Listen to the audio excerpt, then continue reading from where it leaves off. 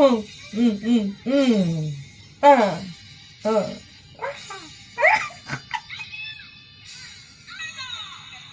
Darna.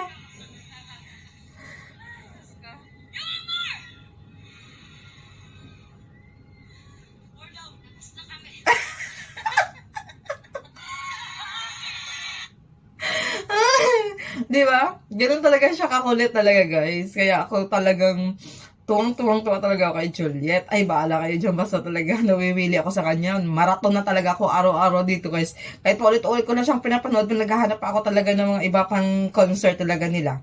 So, yun, continue natin. Dito naman sa Sinta. Eh, Sinta naman tayo.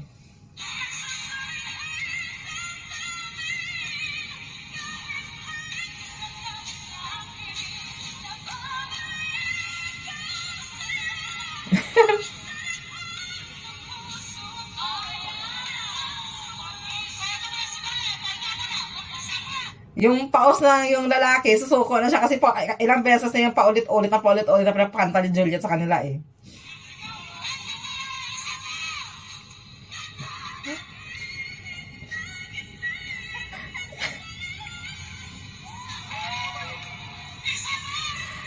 Isa pa. Yung babae. Kasi nga 'di ba, ang hirap naman talaga nito yung paulit-ulit kang taas kasi nito 'di ba? Nakakahinga, nakakapagod siya.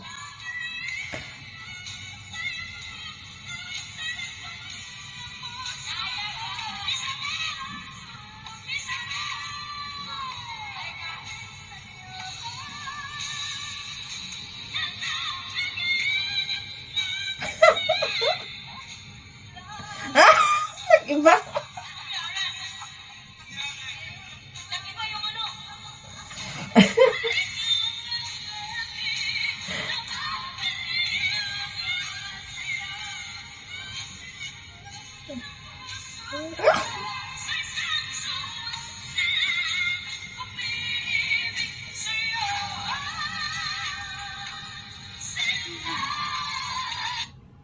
Ay, ang bot. Basta ako guys, hindi talaga ako nagsasawa until now. Everyday, kahit na everyday ako mag-upload dyan ng ages.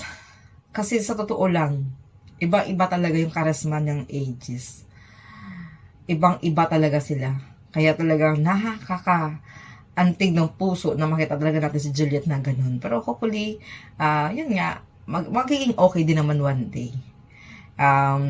Kahit na ganun ang sitwasyon, kahit na syempre kahit nagkakaedad na tayo or sila, pero andun pa rin yung boses ba, hindi nawawala. Alam mo kasi kung bakit? Kasi nga ang sekreto kasi nila yung disiplina sa sarili. Yun yung si Juliet. Kaya gustong-gusto ko talaga din siya talaga ng bongga dahil ang pagkakwela niya is very natural talaga, guys. As in, yung mukha niya parang masyadong may konting seryoso, stricta, diba? Pero pag nasa stage talaga siya, ay, para sang sinaniban. I love you, Idol Juliet. Yun lang. Bye!